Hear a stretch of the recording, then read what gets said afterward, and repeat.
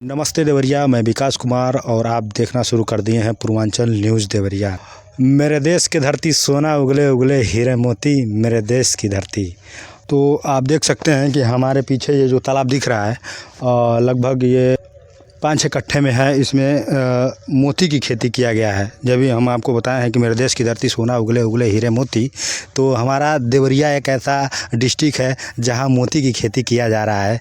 तो यहाँ पे हम इस समय मौजूद हैं सलेमपुर ब्लॉक के अंतर्गत बभनौली पांडे में। तो यहाँ पे एक युवा साथी हैं जो कि ये मोती की खेती किए हैं। आइए जानते हैं इसके बारे में, कैसा प्रोसेस है इसको खेती करने का और कितना लागत लगा है।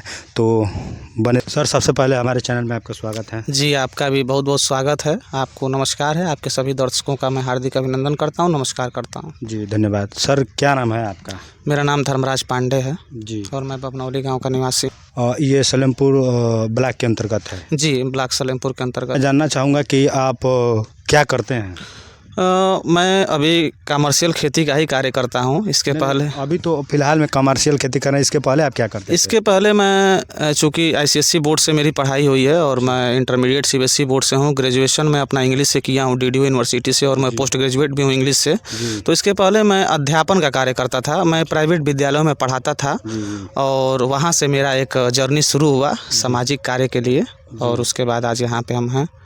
दोस्तों देख सकते हैं कि ये एक टीचर के रूप में अन्य विद्यालयों में सेवा दे रहे हैं और बहुत ही अच्छा लग रहा है। युवा हैं। और कैसे आपके मन में आइडिया आया कि हमें मोती के? हमारे दिमाग में शुरू से था कि मतलब हम लोग बाहर जाते हैं कमाने के लिए, दूसरे की नौकरी करते हैं कम पैसे में, और यहाँ के पूर्वांचल के किसान इतने समृद्ध हैं, इतने उन लोगों के पास ज़मीन है, लेकिन किसानों का दिमाग जो है वो परंपरागत खेती से ऊपर नहीं उठ पा रहा है। इसलिए मैंने सोचा कि खेती को, चूँकि सरकार का भी प्रोत्साहन काफ़ी देखने को मिल रहा है, तो इस नाते हम लोग को खुद से भी प्रोत्साहित होकर के और परंपरागत खेती से हट करके हम लोग को कमर्शियल खेती की तरफ रुझान करना चाहिए किसानों का, जिससे कि उनके समृद्धि में भी, उनके आय के स्रोत में भी अच्छा खासा वृद्धि हो।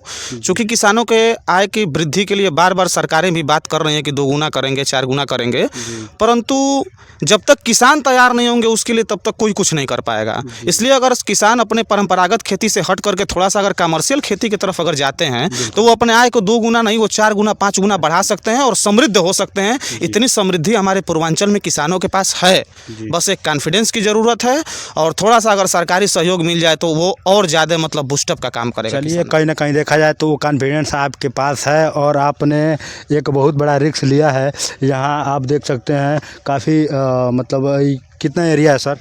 लगभग ये 8 कट्ठा का एरिया में तो मेरा तालाब होगा। 8 से 10 कट्ठे के एरिया में होगा। ये 8 कट्ठे का ये मान के चलिए तालाब है, पोखरा है। कहीं ना कहीं इस पोखरे में मोती उगाने का काम किया जा रहा है।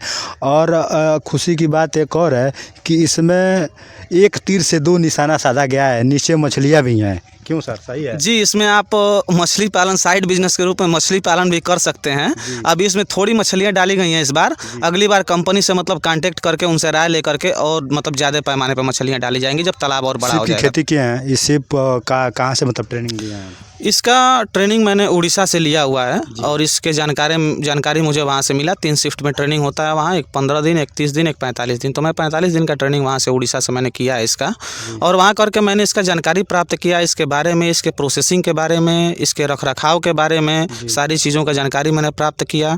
उसके बाद यूट्यूब पर मैंने इस वीडियो को देखा। फिर हमारे एक मित्र हैं अवधेश जी, उन्होंने इस खेती को किया है, तो उनसे भी मेरा संपर्क हुआ, उनसे भी इस पर चर्चा हुई, ऑलरेडी किए हैं, तो उनके माध्यम से भी मार्गदर्शन मुझे मिला। फिर बाकी मैंने अपने कॉन्फिडेंस को बूस्टअप किया, मैंने थोड़ा रिस्क लेने के बारे में सोचा और उसके बाद इस खेती के बारे में मैं आगे बढ़ा। एक सवाल और मेरा रहेगा आपसे कि सबसे पहले तो आप इतना मतलब पढ़े लिखे हैं, ग्रेजुएट हैं और अच्छी खासी जानकारी भी है आपके पास, तो आपने इस खेती में आपने हाथ डाला है, तो मतलब आपके गांव और अगल बगल के लोग भी आपके प्रति क्या रिएक्शन रहा? शुरुआत में रिएक्शन बहुत ठीक तो नहीं रहा। जी। लगभग समाज के 10% ही ऐसे लोग थे जो लगभग इस चीज़ को थोड़ा बहुत समझ पाए कि हाँ मतलब कुछ अलग हो रहा है। जी। बाकी 90% लोगों का प्रोत्साहन करने का कहीं से कोई उनका एटीट्यूड नहीं था मुझे, और उन लोगों को इसके बारे में कुछ समझ में नहीं आता। सभी लोगों का यही मत था कि मतलब ये जो कार्य हो रहा है ये बहुत रिस्की कार्य है, और इसको कर पाना इधर पूर्वांचल में संभव नहीं है। यहाँ मोती की खेती कैसे हो पाएगी, मोती तो संभव ही नहीं है, मोती समुद्र में होता है।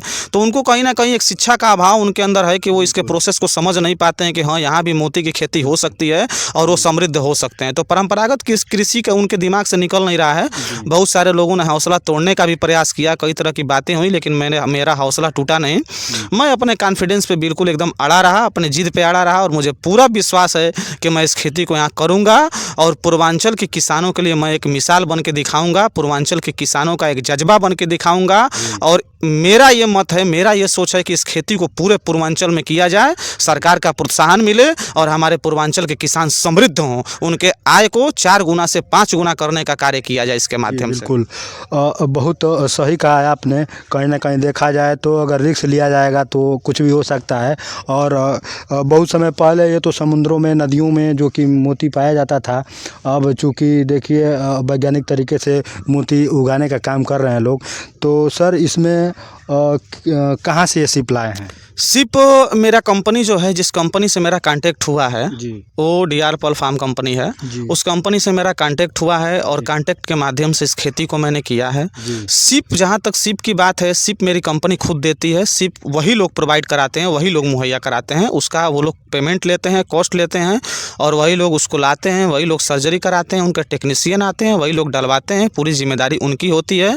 और हम लोगों के देख रेख में ये सारी चीज़ें होती हैं। कंपनी का बहुत सहयोग मिलता है। और इस फार्म में आपका कितना सीपियाँ अभी तक इसमें डाला गया है? इसमें 30,000 मसल्स, लगभग 30,000 सीपियाँ इसमें पड़ी हुई हैं। 30,000। और एक सीप का क्या रेट होगा?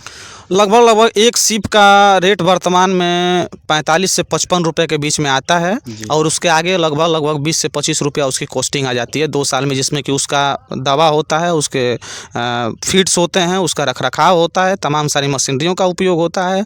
तो इसमें लगभग उसके बाद अभी सीप के बाद अभी उसकी कॉस्टिंग का खर्च लगभग 20 से 25-30 रुपये आ जाती है 2 साल के अंदर। तो सर ये बताइए कि ये हार्वेस्टिंग कब होगा? ये हार्वेस्टिंग 2 साल पे होता है, 25 से 26 महीने के बीच में इसकी हार्वेस्टिंग होती है। जी, 25 से 26 महीने का समय लगता है इसको हार्वेस्टिंग में।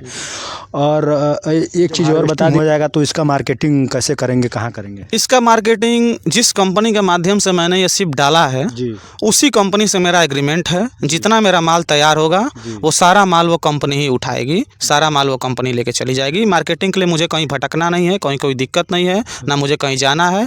सारे मार्केटिंग का जिम्मा, सारे मोती का जो एग्रीमेंट है वो सब कंपनी ने कर रखा है, सारा मेरी कंपनी उठाती है माल। देखिए कहीं ना कहीं किसान भाइयों कभी ये भी लोग सोचते हैं कि मैं इस चीज़ की खेती कर लूं, या बड़े पैमाने पे मछली पालन, मुर्गी पालन या तमाम चीज़ की खेती लोग कर लेते हैं, फार्म खोल लेते हैं। लेकिन कहीं ना कहीं उन लोगों के माइंड में ये ज़रूर टेंशन बना रहता है कि मार्केटिंग कैसे करेंगे। तो कहीं ना कहीं मार्केटिंग भी बहुत मायने रखती है। लेकिन भैया कहना है कि जिस कंपनी से इनका एग्रीमेंट हुआ है वही कंपनी मार्केटिंग भी करेगी। क्यों सर? सही जी, कंपनी से ही एग्रीमेंट हुआ है, कंपनी मार्केटिंग करेगी, कंपनी माल लेके जाएगी और उसका मुझे वो। सर लास्ट में एक चीज़ और बता दीजिए, अभी तक इसमें पूरा कितना लागत लग गया है? लगभग इसकी लागत 25 से 28 लाख रुपए की लागत अभी तक लगी। बताइए, बहुत बड़ी बात है 25 से 28 लाख रुपए लगा के रिस्क लेना। तो कहीं ना कहीं सही बात है कि गांव के क्षेत्र के लोगों का तो रिएक्शन गलत ही करेगा। क्या है कि ये एक बहुत बड़ा रिस्क लिए हैं और रिस्क लेकर के ये काम कर रहे हैं। तो सर आपके फैमिली में मतलब क्या रिएक्शन रहता है? फैमिली का रिएक्शन स्टार्टिंग में थोड़ा सा उन लोगों को भी अटपटा सा लगा, उन लोगों को लगा कि यार मोती का खेती कैसे हो सकता है। लेकिन मैं उनको कन्विंस किया, और चूँकि मैं अपने फैमिली में आगे हूँ, बड़ा लड़का हूँ, तो जिम्मेदारी भी पूरे फैमिली के मेरे पे रहती है। तो कहीं ना कहीं उन लोगों को विश्वास था कि हाँ इसमें वो जज्बा है। परिवार का पूरा सहयोग मिला है, पूरा सपोर्ट मिला है, परिवार को लोगों ने पूरा विश्वास किया है, और वो कभी भी विश्वास करेंगे। उनको पता है कि ये जिस चीज़ को ठान लेता है उसको करके छोड़ता है, और ये जो भी करेगा वो सही करेगा। सही है, और आपने किया भी है। और देवरिया में माना जाए तो एक मिसाल आप अलग कायम कर रहे हैं इस चीज़ को। मोती की फार्म के प्रति आपका रुझान काफ़ी ज़्यादा है, और आप हमको लगता है कि आपको देखते हुए और भी हमारे किसान भाई साथी इसमें जो भी इच्छुक हैं वो लोग भी जुड़ सकते हैं और आपसे कुछ जानकारियाँ ले सकते हैं। सर यहाँ आपके मार्केटिंग के बारे में नहीं सोचा है? यहाँ पे सर इसके मार्केटिंग का एक प्रोसेस होता है। जैसे इसमें से जो मोतियाँ निकलती हैं जी। उसको डायरेक्ट हम यहाँ पे नहीं बेच सकते जी। हैं। उसकी मार्केटिंग इंटरनेशनल लेवल पर भी होती है, नेशनल लेवल पर भी होती है, स्टेट लेवल पर भी होती है। तो इसको ले जाने के बाद ये मोतियाँ यहाँ से जाती हैं, फिर इनकी घिसाई होती है, इनके कटिंग्स होते हैं, इनमें प्रोसेस होते हैं। फिर उसके बाद इनको सोने या चांदी के चीज़ों में इनको गूँथा जाता है और कहीं ना कहीं उसके गहने बनते हैं। उसके बाद एक आर्टिफिशियल रूप से इनको बेचा जाता है।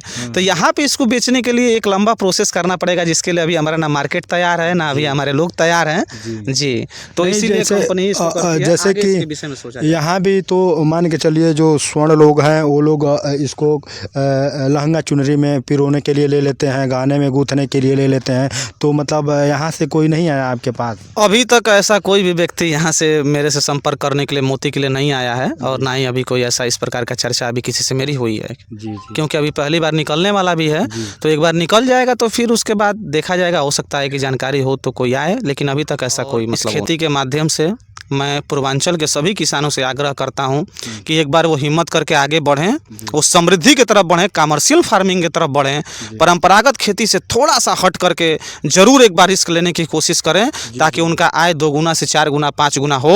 और मैं चाहता हूं कि ये खेती पूर्वांचल में क्रांति स्थापित करे। और मैं सभी किसानों से आग्रह करता हूँ कि जो भी उनको सहयोग की आवश्यकता पड़ेगी वो हमसे संपर्क कर सकते हैं, हम उनके लिए